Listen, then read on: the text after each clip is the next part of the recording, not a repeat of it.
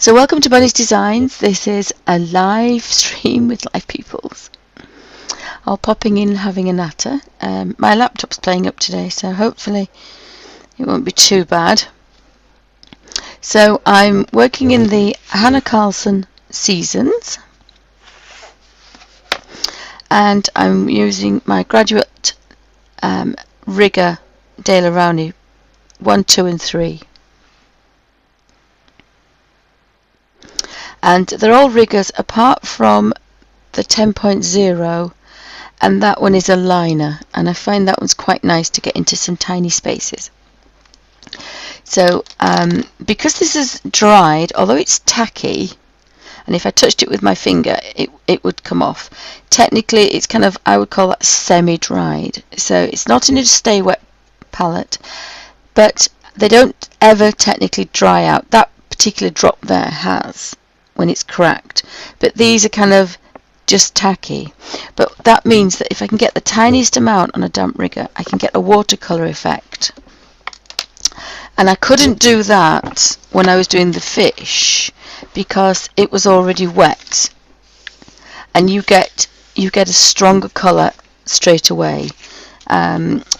So I thought I quite like the colours. I was just going to play. And I'm going to play on this page and another, and then I'm going to do the altered page with the birds, and I put bluebells underneath.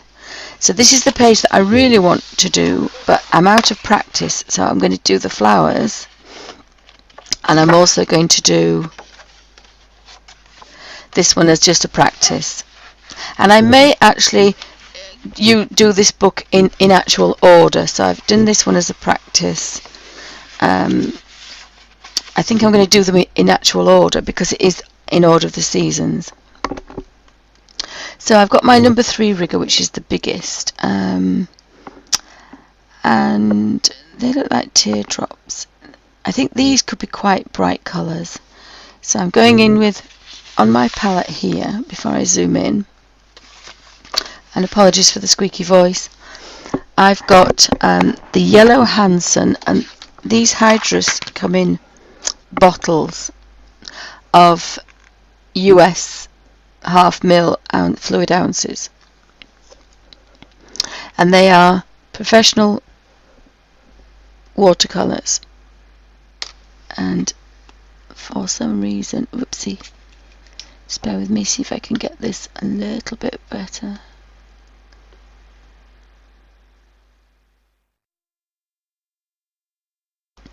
If I just do that on autofocus for a minute.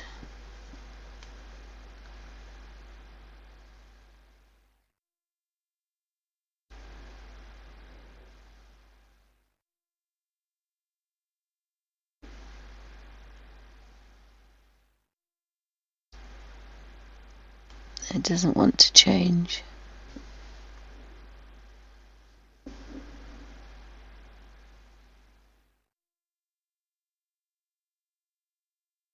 No, it doesn't want to change, so apologies for that. I'll have to do it manually. I'm having technical difficulties.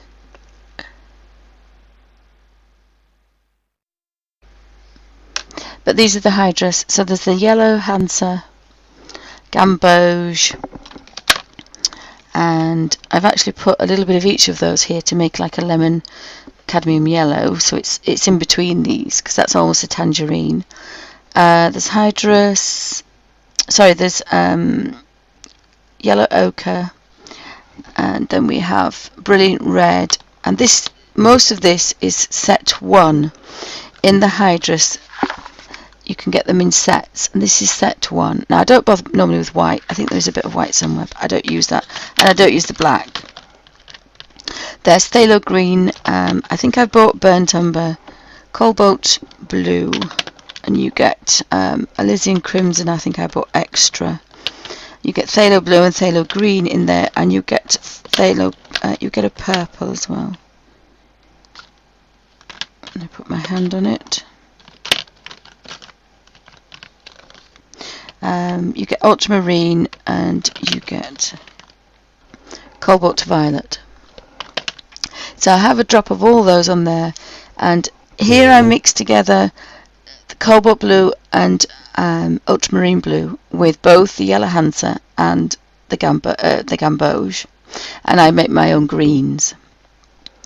But I do kind of like the phthalo green and the phthalo blue because they're very vivid. So I have these and I mix them together to make a phthalo turquoise.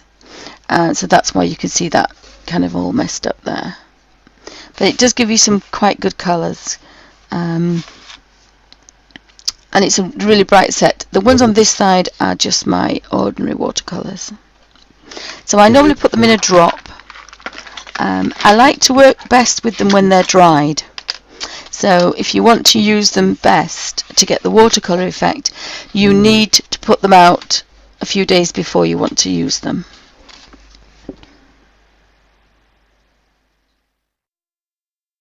So if you've got any questions, pop them in caps. Thank you for joining me. So I'm going to pop that here, and I always put it on a piece of paper. 2 reasons: the paper protects the page, and also it allows me just to test just before I put it on the page, because there's nothing worse than doing a page and then messing it up kind of thing. So I don't actually know what colours to do these, so I'm going to do the bottles, and I kind of feel I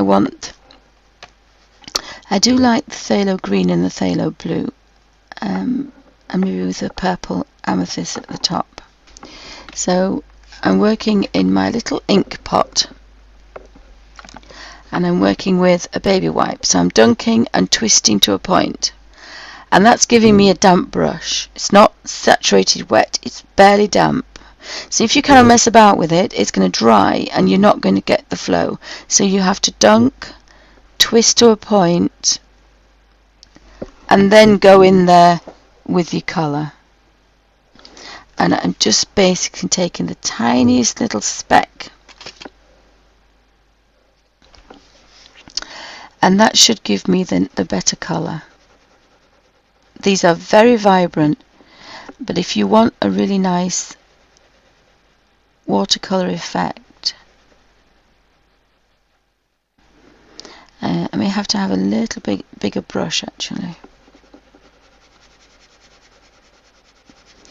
And although these, in normal circumstances, you can rejiggle them because they are all watercolour, because we're on a paper page, we have to be a bit careful, so we can't really go back in there now.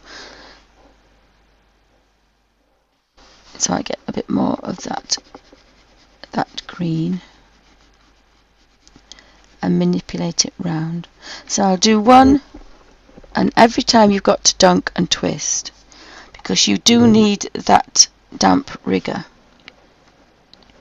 to give you that watercolour effect.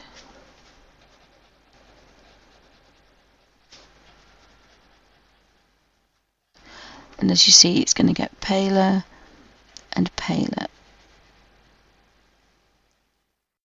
And if you practice on a watercolour printer paper, eventually you'll get where you know roughly where things are. So I want a bit of a shadow behind that heart, and then I can come back down.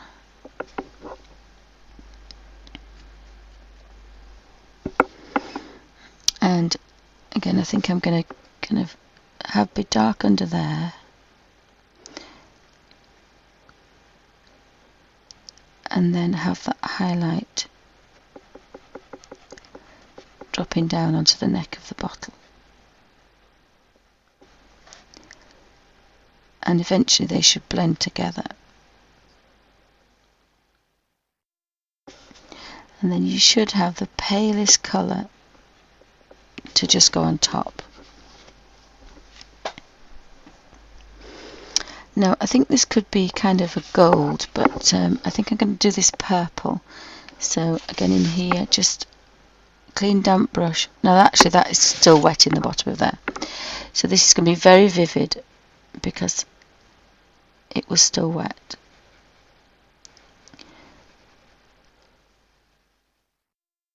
And I didn't actually get enough, so on the other side I can pick up a bit of colour. And you can see that's the colour, that gorgeous deep rich dark purple. But by the time you've manipulated it up to the top,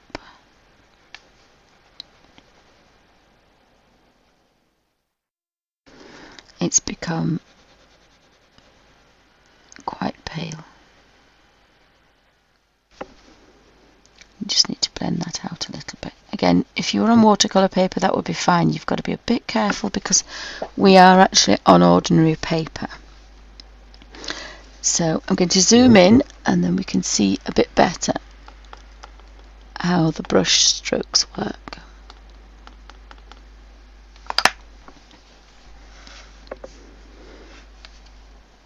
So I'm just going to see if I can get my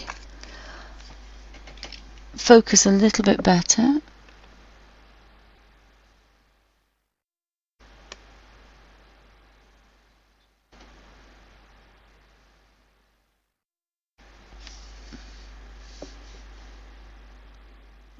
That's not so bad. Oh, hi Melody, welcome to Bunny's Designs. Anybody else popping in? Whoopsie. I have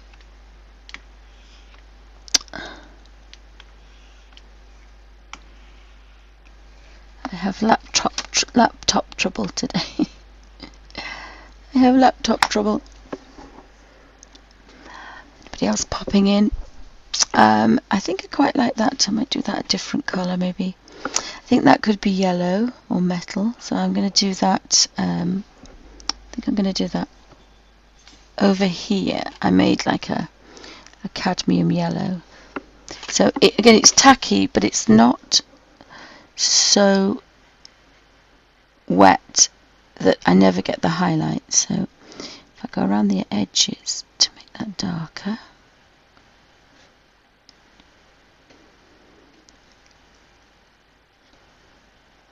And if you can see the yellow, I think I want that quite pale. That would be darker maybe. I'll do this one next. And then I'm going to do the outside ones. There seems to be quite a lot of colour. I picked up quite a lot of colour on there.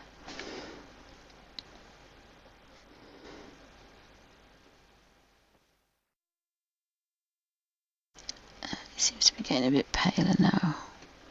So the bigger the rigger, which is the paintbrush, the more dampness you're holding. You're not really holding water, you're holding dampness.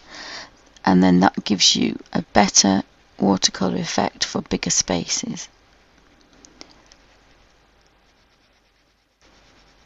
So we've got a little bit of variation, but not too much. I think that ribbon can be a different colour. And I think we can have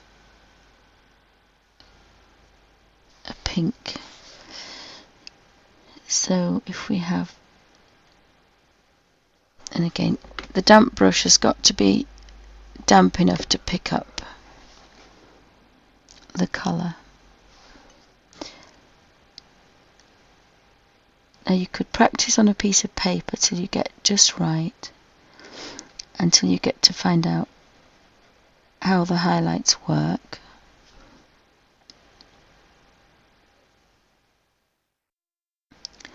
And then you can learn how to pick up the colour and how to change it if you want a different effect.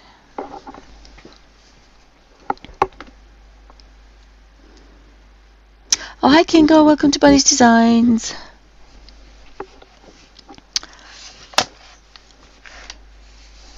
So I think I'm going to do this one, the phthalo blue. Bit of a turquoisey blue, this one I think. So I'm going to start dark under here. Now that's a bit wetter than I would like to be, but this Hanna Karlzon paper is really, really good quality. So it will take a fair amount of dampness, not wetness but dampness, and that will allow you to kind of maneuver a bit. I mean, they're not going to be perfect, but you don't have to gesso the page, you don't have to use a hairdryer. All the hard work's done. So if I go under there first and come down, now there is a fair amount of water on there, but as long as you touch the brush once and move away, you're not going to damage your page. It's when you start rubbing in and going back in. So this is why a practice page is good, because you don't get a second chance, because if you go back in with your paintbrush, you're going to damage your pages. So if you want a bit of a highlight, bit of a shadow under there, and you get to know that by the time you've gone round the other side, this colour is the same colour as the other way around, and that takes practice. That takes practice to know that you can play about up here and match this colour. But it doesn't take long. I say it works very similar to the chameleon pens, but in reverse. So we're going from dark to light rather than light to dark. But basically, you've got your strong colour first, and then the damp rigger is releasing its water very slowly, creating a lightness. So it's diluting that colour until eventually you get nothing.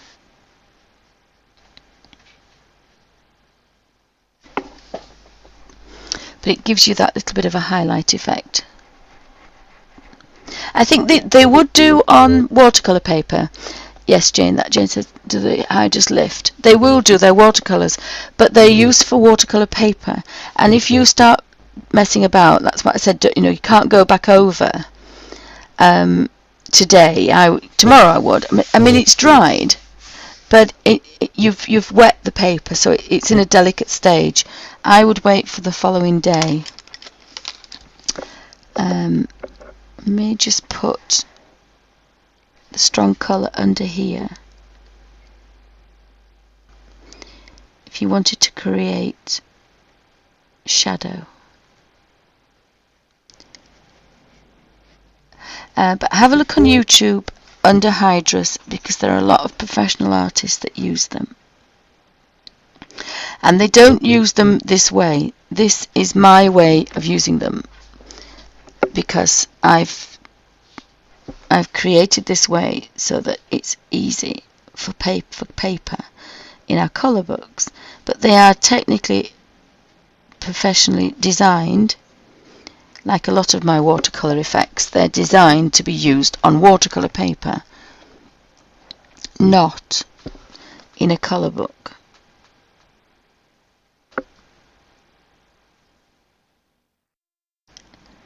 And that's probably about as much as this page wants to take today.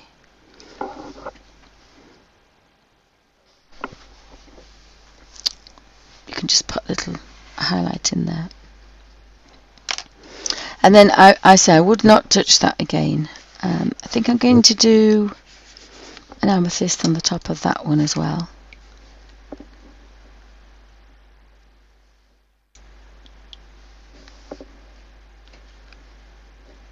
Oh, don't worry, Kingo, I had a lot of technical difficulties this morning. I am recording, so you can watch again if you wish to do so. I do like that kind of bright yellow. I'm not sure about these. I think I might do these. I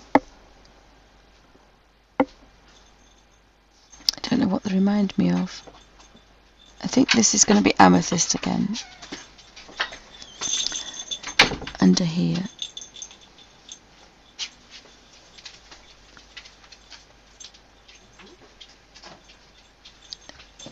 And again, didn't get a lot of colour on that, but that looks quite nice.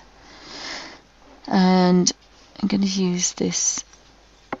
It's quite a bright colour, but So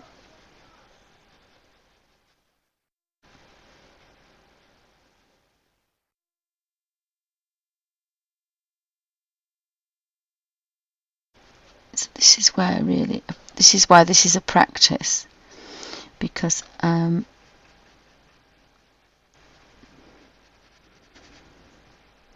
need to practice before I go back into a nicer page. So this one is just a practice. So I've got a bit of a difference on that one.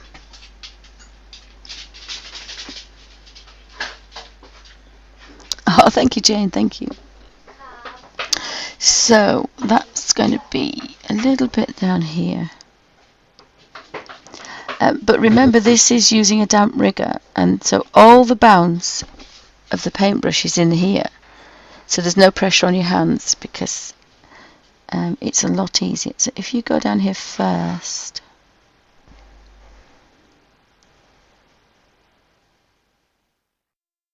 we can then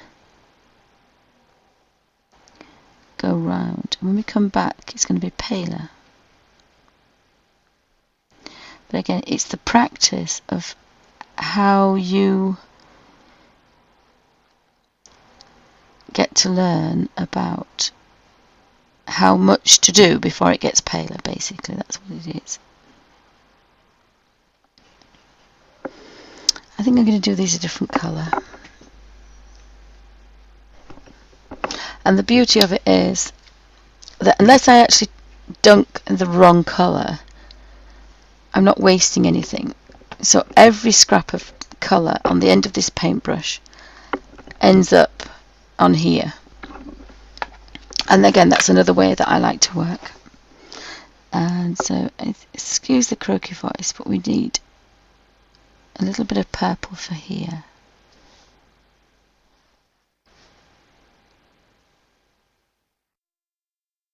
Now that's dried, so I could go back in. I wouldn't do too much, but you can create a bit of a shadow effect. And that's all I would do in there, really. I wouldn't go in there anymore. And that makes sure that your page stays perfectly flat. And I'm not sure what to do with those colours. I think I might do them pink, and then use the same pink. So the darkest one is inside and underneath. So you can do these first, and you get the darkest colours, and then you can come out to get some paler ones. And a good trick is to move from one side to the other, and then the one next to it isn't identical, and you get your variation, and you haven't done anything to your paintbrush. All you've done is gone in a different direction. So that one can be that colour.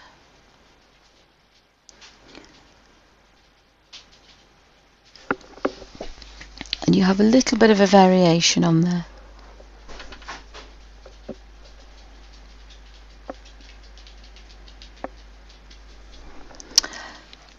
And this looks like I'm going to move the camera down actually. These look like, I think I'm going to use the gamboge because I think that's a nice colour. So I'll probably start in the middle.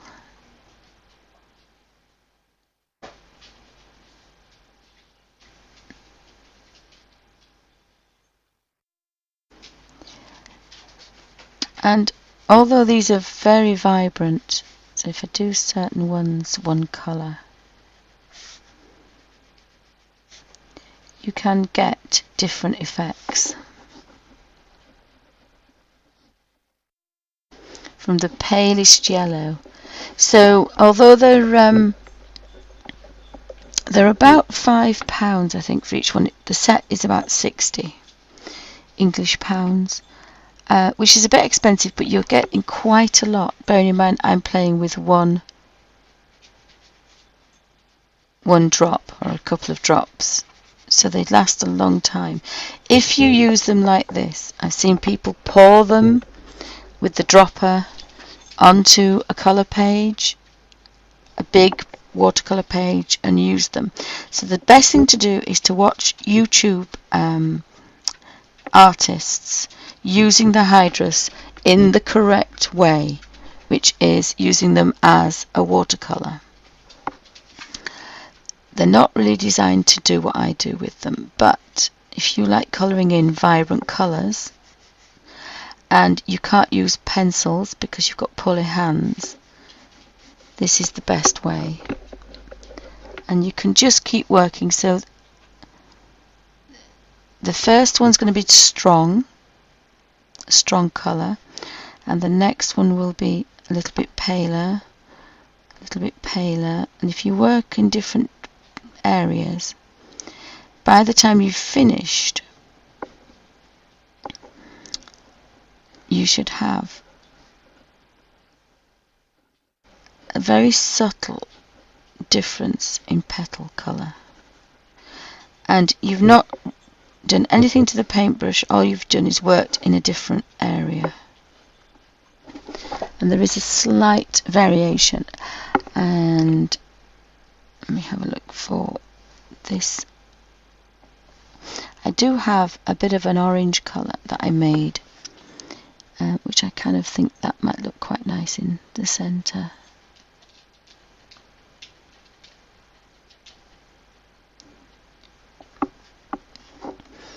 And if you wanted to just darken the first setup, you can just carry on. Because I normally carry on until there's no colour left, because tight Yorkshire lass, I don't want any colour on here. There was a tiniest bit. I'd rather have all the colour on there. So again, go to the next one and pick up some yellow. Strongest here, or maybe strongest at the back, it depends on what you want to do. Strongest at one side if you want the sunlight to be brighter on one side, or just for variation, and you can do this with anything. You can do this with leaves. This is how I did, and that was with the peerless. I did the roses in Mythomorphia, just using the same paintbrush with the same amount of paint on it, but going from one side to the other, working in different areas until I got such a difference that when I went back it looked a different colour, but it wasn't. And you're not adding extra water, you're not adding extra white, you just keep going until it gets very pale. And then when you touch your brush, you're not wasting anything. So dunk and twist, and that makes sure that your brush is really clean. And then another little tiny bit on the end, and here we go again. If you find your brush is too wet, you can just nip it, turn it round and nip it again. You haven't disturbed that, all you've done is taken a lot of dampness out of there. So that will then make this flow just barely damp, and that's what gives you that watercolour effect. Because if you were doing this on a bigger space, it will go from dark to light.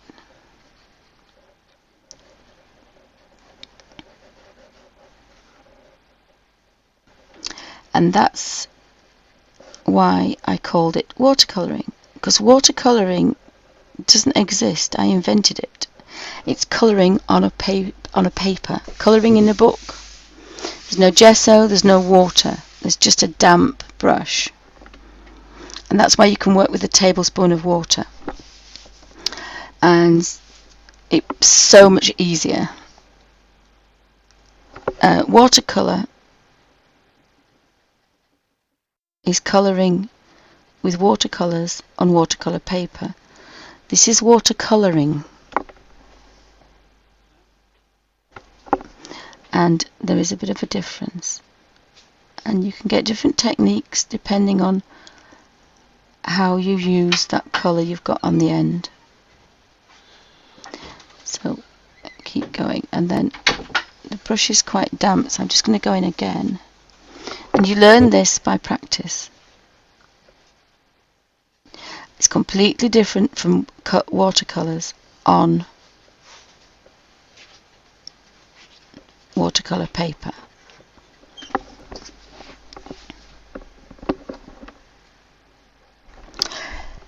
And so you see there's a little bit of variation on there. And it's an easy, quiet, peaceful way to work. There's no hair dryers, no heat guns, no gesso, no mess. And it's completely dried. So you can even do this in the hospital because all you've got is a damp brush. And I usually use the top of a medicine bottle. So you've got the tablespoon of water. And that's why you can do this practically anywhere. Now, if you use a water brush, you'll get this effect, but you won't be able to get the effect as well because they're just that little bit too wet.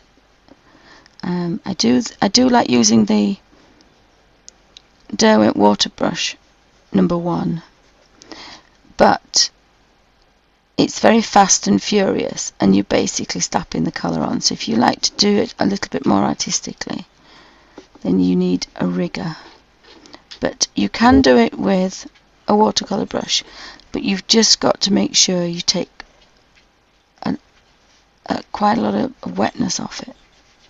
You want just a barely damp brush, and if you can master that with a water brush,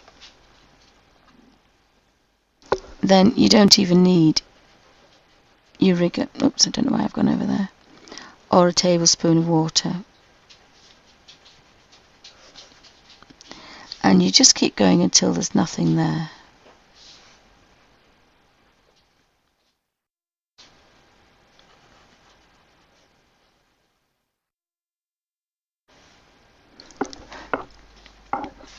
And there isn't much left. There isn't much left. It's all on there. So again, because if you're paying a fair amount of money for your watercolours, you really want to look after them. And every time you wash that brush out in your water pot, you're just throwing money down the drain. And you know, if you are doing that, then it makes everything very wet.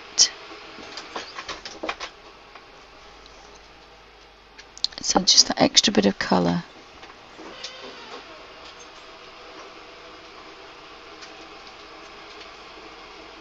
And then you can get away with going over it twice, but not too much in rubbing, just stroking the page. And the page will let you do that. The page will forgive you. So, apologies for the kettle.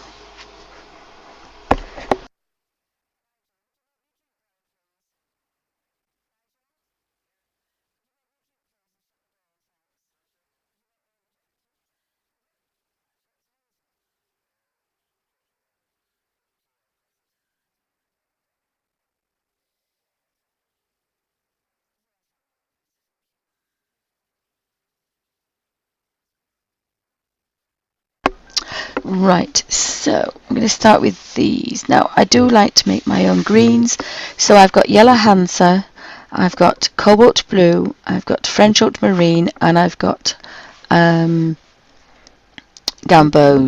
So you can see the gamboge and the ultramarine have given a gorgeous, rich green, and these are different greens. So I think I want this colour green, so somewhere in here, and I can test it on my paper.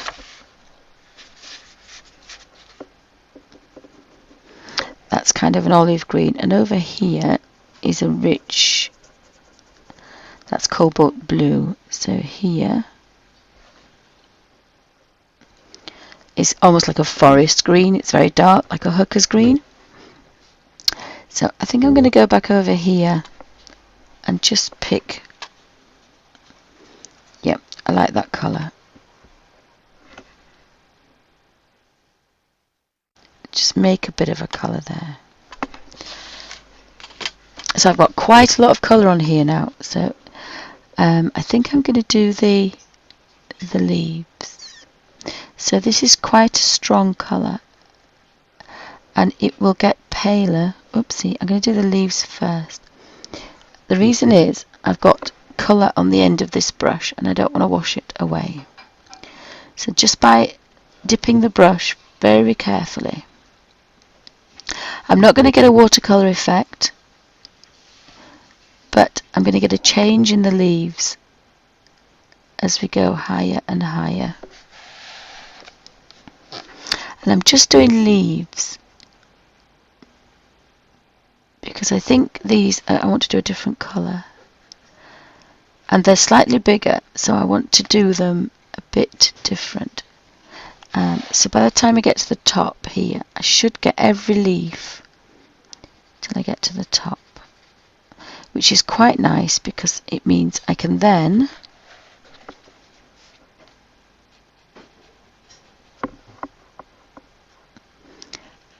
those leaves are pointing that way. I can then empty the brush, twist to a point, and now I've got a proper amount of colour. Go back to here and start dark again. Now that brush is a bit wet, so again just nip the brush. You see the waters on your fingers, and then you've flattened it, so if you turn it half a turn and press it again, you've made it almost round again. But you've taken quite a lot.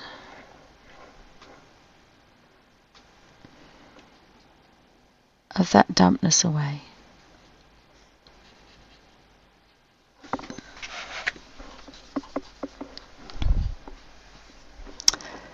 And just the slightest touch, and off we go again. Just follow the leaves. So this is another way of doing it. If you don't want to do the watercolour effect, this is another way to get a variation of different colours. And again, this is how I did those leaves. Now there's obviously going to be some, I think, some wooden stems, so just see if I can get a deeper green and then kind of maneuver that up there. Now it is a different green, but I kind of like it. And remember that this is a practice. So everything I do now and I don't like, I don't do it in my next page. And I think this is the wrong green for this, but it's done now. It's almost a tea rose. And you've got to keep an eye on the dampness of the brush because you won't get the flow. And you need the flow. We don't want it too wet, but we need that flow. Because after all, it is a watercolour and it'll want to flow. But it's a bit different. But again, this is a practice page. And it's not reality, so that again makes things a bit different for me. I can play with different colours. I think my brush is a little bit too wet, but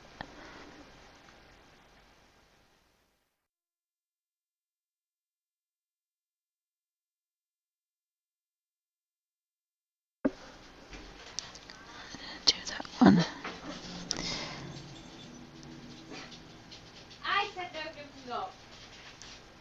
We have a poorly dog, so she's not allowed to jump, but you can't tell her not to jump. So bear with me 2 seconds. So thanks for stopping by, guys. I hope everybody's alright.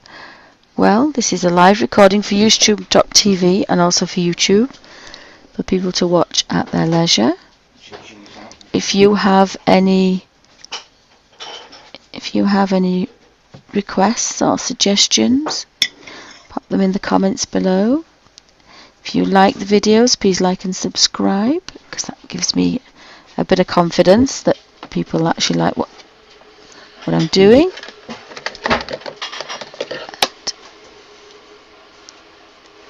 Apologies for the kettle.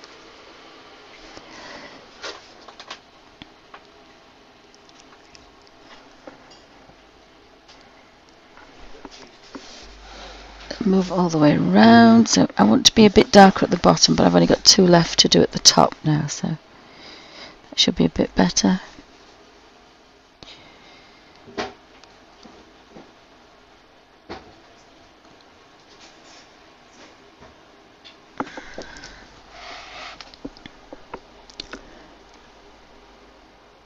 So I was working a bit darker then, but I still didn't waste too much colour. So let's have a look. I need another green. There is a phthalo green. I don't like that's phthalo green, so I don't really want phthalo green. I think I'm just going to go over here a bit and see. Yeah, it's because of the better greens are the ones with the gamboge. That's like a hooker's green. So again, I'm actually mixing colours now, so this colour is going to change a bit. There's quite a lot of colour on the end, so it's going to be quite strong. But manipulate that up there and incorporate any little bits you've missed, and hopefully it's going to get paler and paler.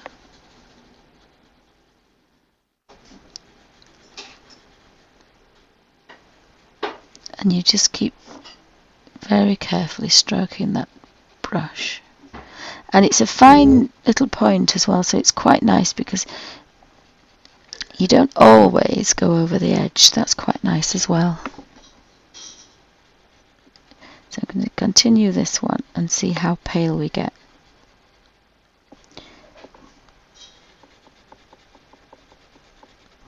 Now you have to hopefully get the right amount of dampness on the brush so it can take that colour from very dark to very pale in one sweep, because you can't wet the brush. If you wet the brush, you dilute the colour, it won't be the same. But we can possibly get, still there is a tiny bit of colour in there. The only thing is, if you do it when it's too dry, you drag the brush. But I've got to the top, so I've got very dark to fairly pale.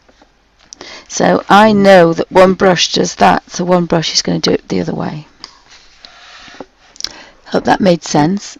So damp the brush, twist on a baby wipe, and then a fairly good dollop of colour. Not too much. You can see there's not too much colour on it, but there's a bit. There's also, and that's a bit pale, so I need to go there. So this brush is a bit too damp, but bearing in mind we need to get to the top, so we're just going to manipulate that, and now it looks damp, it doesn't look wet, and it's quite nicely diluting that colour. Now it's a different colour because I must have touched slightly different. To take my watch off. It's getting on my nerves.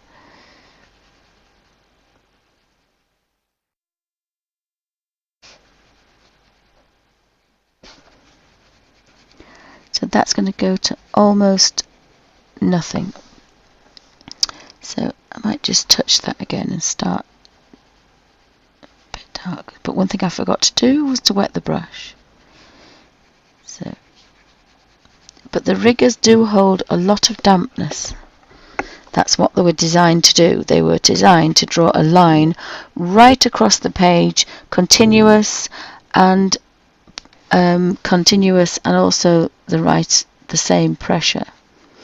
So you fill the whole brush with one colour, and it was for the rigging on tall ships.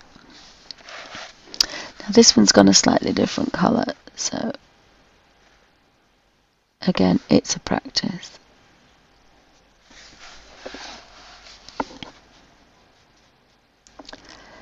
And just manoeuvre that down so it blends back in.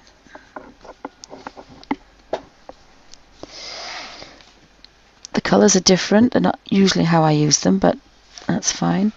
I think I might do this bright red for these kind of fronds. So I'm going to start at the bottom, and the brush is quite wet.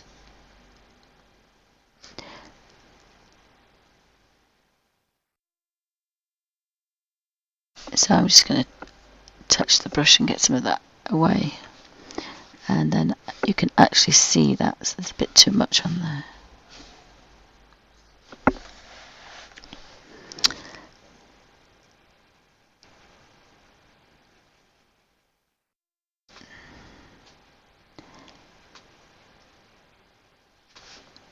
Now, of course, if you're using a water brush, you don't need to keep dampening the brush, so it's a lot faster. You just pick up colour and go.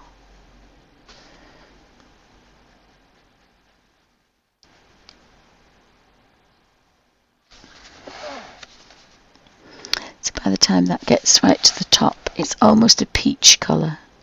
So we know that very diluted Hansa bright red gives a peach colour. So we don't need to buy peach. And I haven't added any water to it. All I've done, sorry, oopsie, I'll keep you in frame. All I've done is diluted it with water, and you've got some really nice peach colours. If you're doing a rose, that would be nice.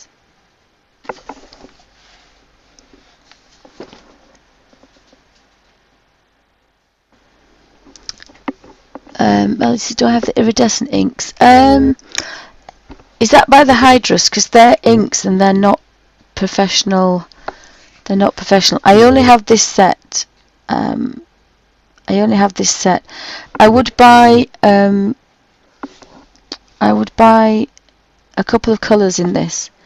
There's a shop in Manchester that sells them individually, and they do have Hydrus, and they have some gorgeous colours, but they're not light fast. They're not professional watercolours like these. These are professional watercolours, and that's why I like them. They behave like a professional watercolour, even if you have to dry them first.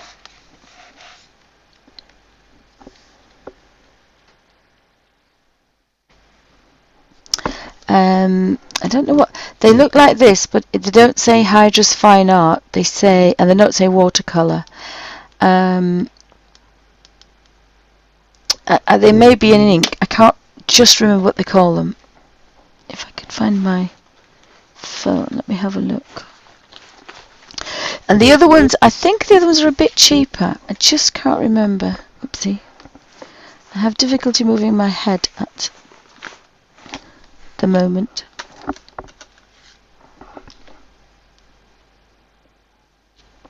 I put that on. Let me have a quick look on here, see if I can find the Hydrus. I'll show you what they look like, and they come in a tray in a circle. Now you can get a bigger bottle. I think they're more expensive, but I think they're £90. So you can get a 1 ounce glass bottle, or you can get the 1/2 ounce plastic bottles. Oh, is that calligraphy ink? I don't really bother with inks. I did years and years ago. I gave them to my daughter. But you could use inks with this technique. But again, you'd have to let it dry. And some inks are not watercolor. You can always reconstitute it back to watercolor. So I think they act like Derwent Inktense pencils, that once they're dried, that they're fast. Sorry, bark alert. So we have a look for Hydrus.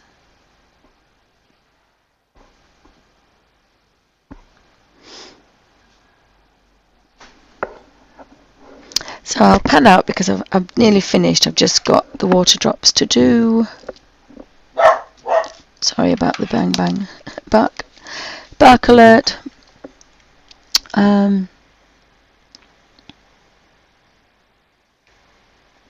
You could try the Melody. Melody says, just wondering if calligraphy inks or iridescent inks would do, but try it on a photocopy paper first, because you'll probably find an ink will go through your page and ruin the one behind. Inks are very unforgiving on paper. They go straight through.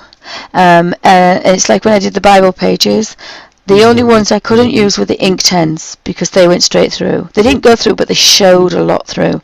But any inks will go straight through a page. Watercolours will just sit on top if you're careful. So I would practice with a photocopy paper first, and if it goes straight through a photocopy paper, then it's going to make a mess. Which if you want to do one page and you don't like the other side, and you put paper between, because if it goes through this page it will probably go to the next one as well. Ink is very unforgiving that way, whereas these are just very gentle watercolours. So that's how, bear with me 2 seconds, come on.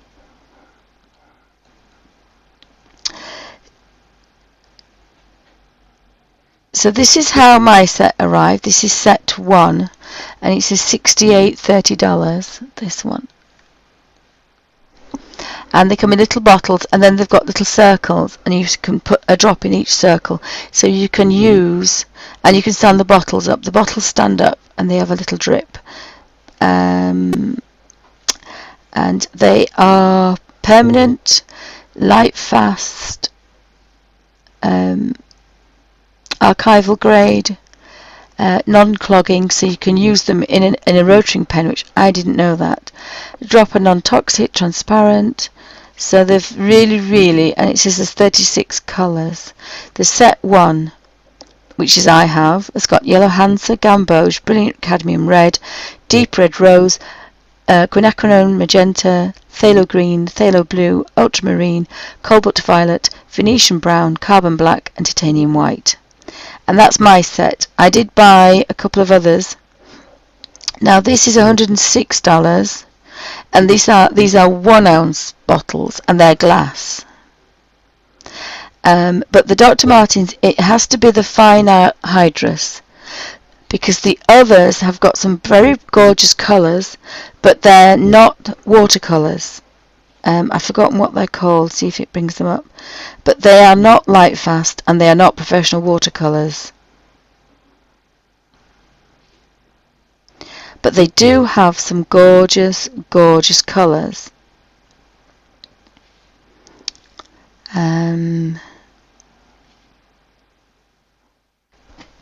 So that's how they arrive. You can have them in 1 ounce glass or half ounce plastic bottles, but I mean there's still tons and tons and tons of colour in there. I do use them by the drop, but there's really, you could spray these with water and mix them together so they're kind of all the dried and it's all mixed, and then you could use them on watercolour paper. And if you go on YouTube and look for Hydrus watercolour, you will find artists using them on watercolour paper. Completely different to the way I use them, and they're a lot more vibrant. But there are some fantastic videos out there. But they're not used like this on a piece of paper, because paper is very fragile and it's not watercolor paper. Oh, thank you, Jane. Yeah, the Radiant. Yeah, so the Radiant set of Hydrus have some turquoises and pale blues and sea greens and ultramarines and really gorgeous aqua tones, but they are not light fast and they're not professional watercolors. I think they're slightly cheaper, but only just. But you can get at least 5 or 6 colors, if not from here, and that's not mixing them together. If you mix the red with the purple as a drop, then you're going to have 100 more colors very easily. Same with the yellows and same with the greens. You can make, even though I've only got the 3 yellows, I've got 2 blues and I've got a phthalo blue, so I can mix any one of those yellows with any one of those blues. So 6 sixes is 36. So from 3 colours I've got 36 greens before we start mixing any other colours. So you could just buy, and I would do that, I would buy cadmium red, alizarin crimson, yellow Hansa, and I would buy the gamboge and make my own cad yellow, because it's just such a gorgeous colour to use on its own. Cadmium yellow ochre, because that's always good for natural colours, and it's always good for making good browns and good greens if they're kind of more realistic forest colours. Then I would buy the French ultramarine, and I'd buy the cobalt blue, a paler blue than the cobalt, sorry, a paler blue, a cyan blue. They don't do a celerium, I don't think, but the cobalt blue isn't pale enough for me for mixing, so I would just buy 6 to 8 colours separately if you can find them separate, and then you can mix the other. Now, having said that, the purple is really nice, and purples are always difficult to make. So if you have difficulty with purples, buy a purple, buy a couple of reds, a couple of yellows, a couple of blues, and just put 1 drop and do the colour wheel. And then from there you'll learn the different greens that you like, and the different oranges and the different blues and purples.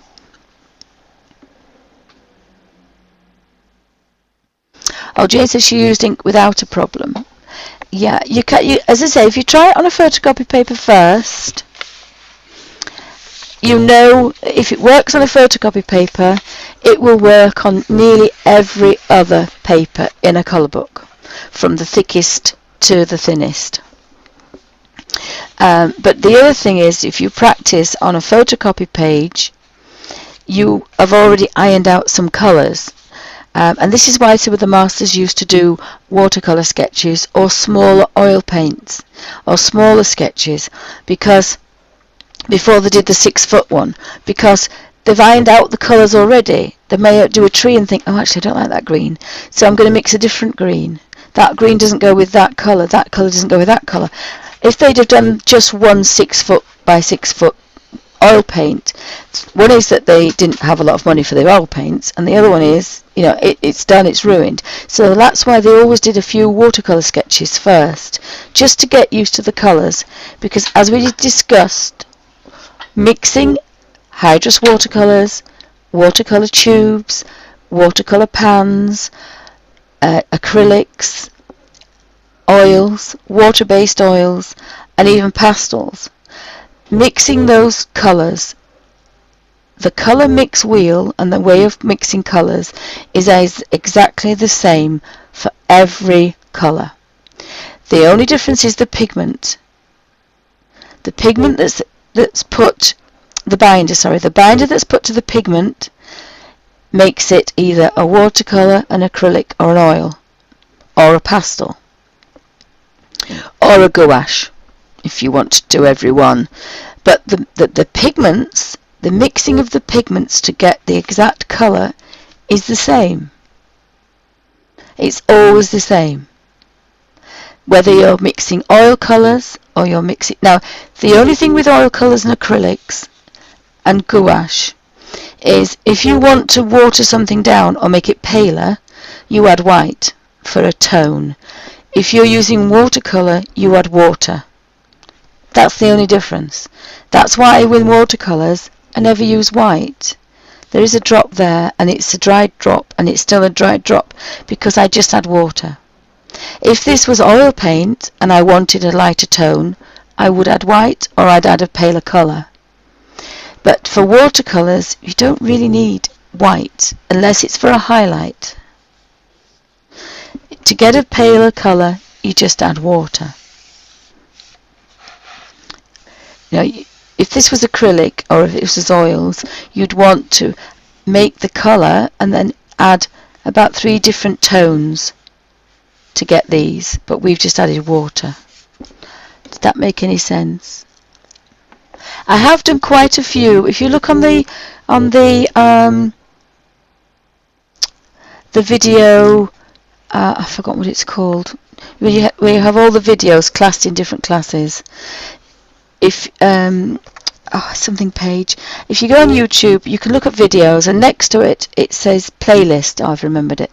Playlist. And if you go down the playlist, you'll find colour mixing, you'll find water-based oil mixing, but if you go in colour mixing, you'll find lots of other ones. You'll find mixing with these, you'll find mixing with watercolours, acrylics.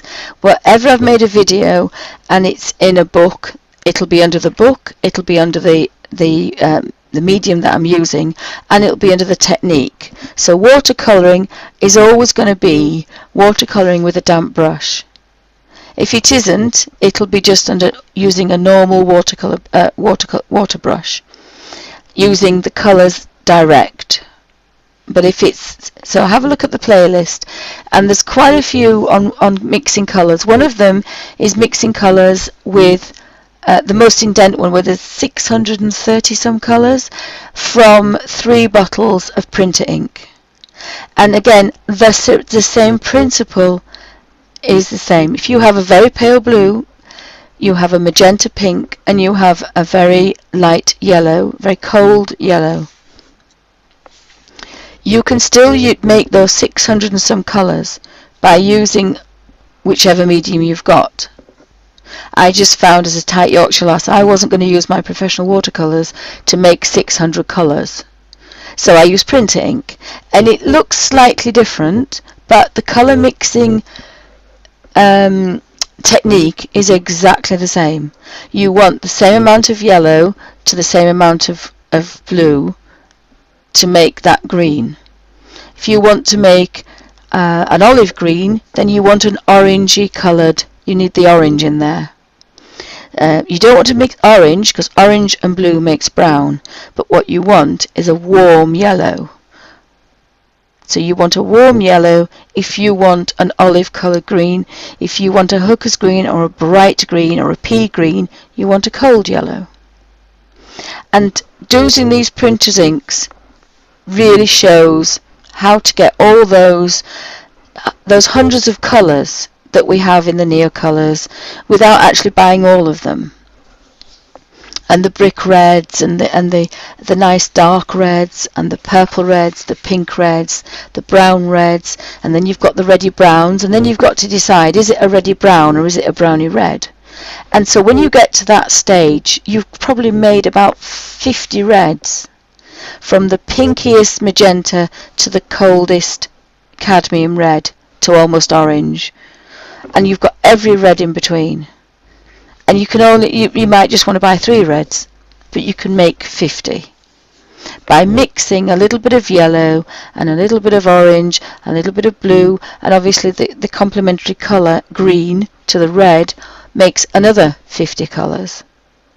So you don't have to buy full sets of everything, and it's taken me a long time to get myself out of doing that. So that's the end of. Oh, I'm just going to finish this little bit here. We're coming up to an hour, so I'll just finish this little bit, and then I've finished a page. So they're fairly quick. This way of working is fairly quick as well. It takes a bit of practice, yeah. I mean, bearing in mind I've been colour mixing for quite a long time, but if you watch a few YouTube videos on people doing them, and try to watch an artist, because I've seen some colour mixers and they're wrong, and I'm really sorry to say that, but they're not right. So the best thing to do is to Google a book about colour mixing, and you'll get a basic understanding. Then you can watch the YouTubes actually physically how they do it, and then you'll be able to find ones that are correct and ones that aren't. And as soon as you've done that, you'll know which videos to watch. But a lot of YouTube videos out there, I mean, it doesn't matter, they're making gorgeous colours, but they're not mixing them in the traditional way for watercolours, and to get the maximum amount of colours as well. You need to buy 3 or 4 colours. With 6 colours you can make every colour on the planet. The fake colours are a little bit more, so the phthalos are a little bit more difficult. But I managed to make a teal, and I made an ultramarine blue. I made some gorgeous blues and some gorgeous greens from 3 colours. Just 3 printer inks. And again, if you buy 3 to 5 pounds printer inks, the only thing you've got to be careful with is if you are mixing them anywhere else and you spill, you're in trouble. So do them outside, do them on newspaper, but do them on a surface, because they will also go through everything as well. They're not called printer inks for nothing. I mixed mine on the upside down jam jar because it has a little bit of an indent. But I did mine on the videos. You'll see I have 3 jars, upside down little jam jars, and they have a little incline in them, which is just enough to put a drop of ink. Now, some printer inks come with pipettes, or you can buy them. But I would have a play with that. If you really want to get into colour mixing and save money, have a play with printer inks, because you'll get used to how to make the pinks and how to make the reds, and which reds make better oranges, which one makes better browns. And then you don't need to buy brown, and you don't need to buy pink, because magenta is a very, very pinky red. You may want to add white to it, and you may want to add its complementary colour. And that way you'll get darker pinks and you'll get lighter pinks, and then you'll have 50 pinks.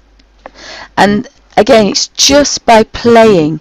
It isn't a magic. There isn't a magic thing. You can't really look. You can look at a colour wheel and it will tell you.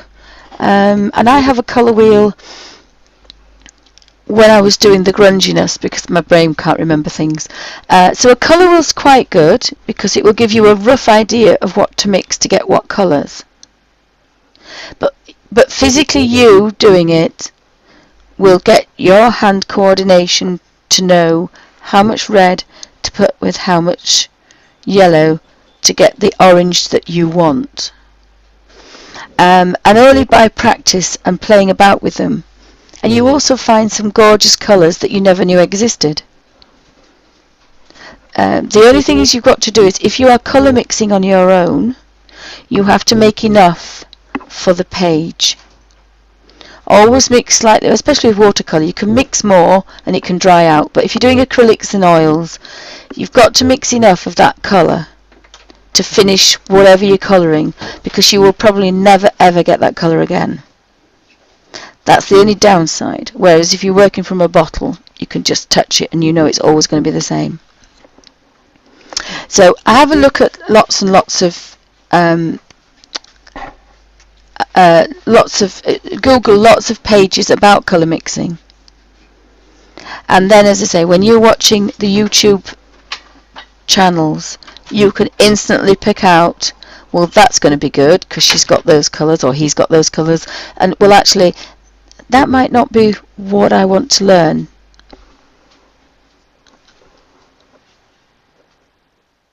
Yes, Jane says you can do it with cheaper paint. Yes, you can do it with cheaper paint. But I did it with, I painted this. So I'll finish this video and I'll go back. I'll do a video on colour mixing if you want. I'll just finish this little bit, and then I'll show you how I mixed hundreds of colours from 3. So I need to do these, and I think I possibly with like the old-fashioned kind of a label colour. Oh, maybe not, because I've just realised these are kind of bright bottles, aren't they? Sunbeams and seeds. So I'm going to touch a bit of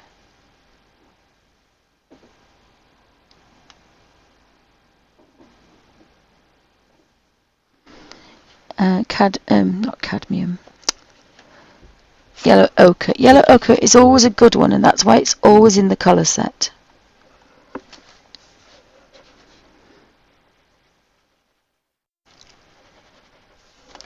And it's dried actually, so I'm not getting.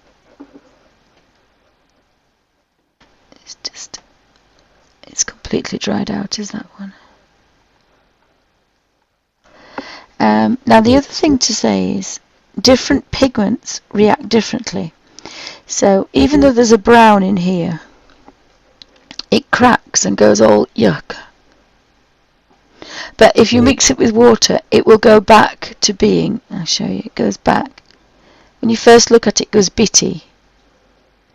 But it will eventually go back. I think I want to do this. It's a bit dark, isn't it? But I kind of feel I want a vintagey label on there. And again, if you do a photocopy page first, you will think, oh, well, actually, I quite like that. Or you might think, oh, that looks horrid. I'm not going to do that brown because it doesn't work.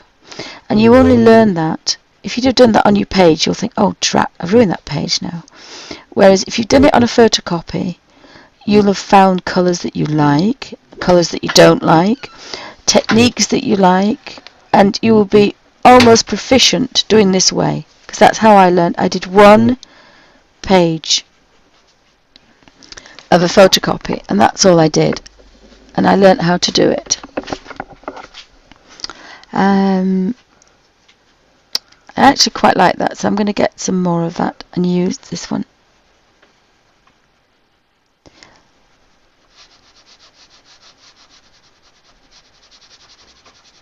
And now I'm using it almost like a flat colour. So you see, look, if you scuff, you can move it, but remember, it's a piece of paper. Too much rubbing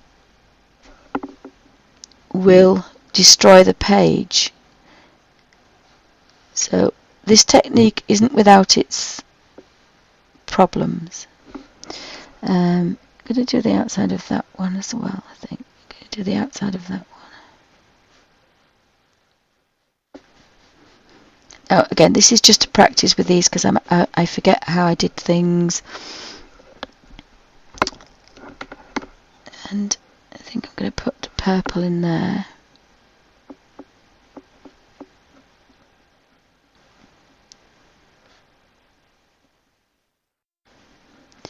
And I've got a little bit of that brown still on the brush, so I've got a really muted deep purple, or I did have.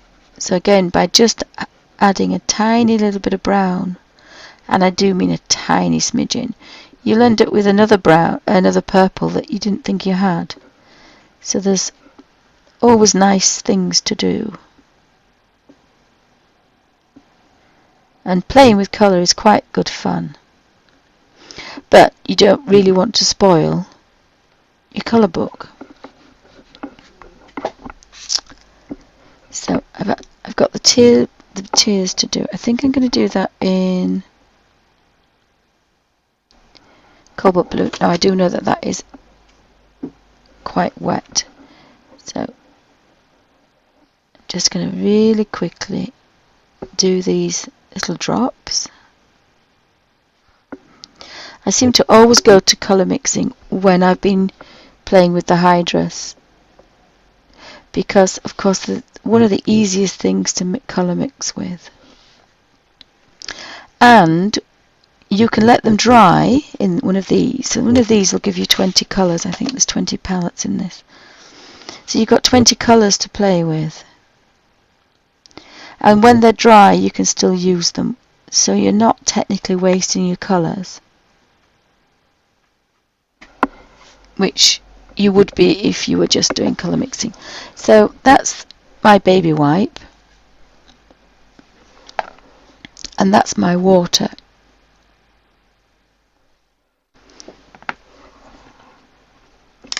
And there's no waste, so I really like that. So thank you for watching.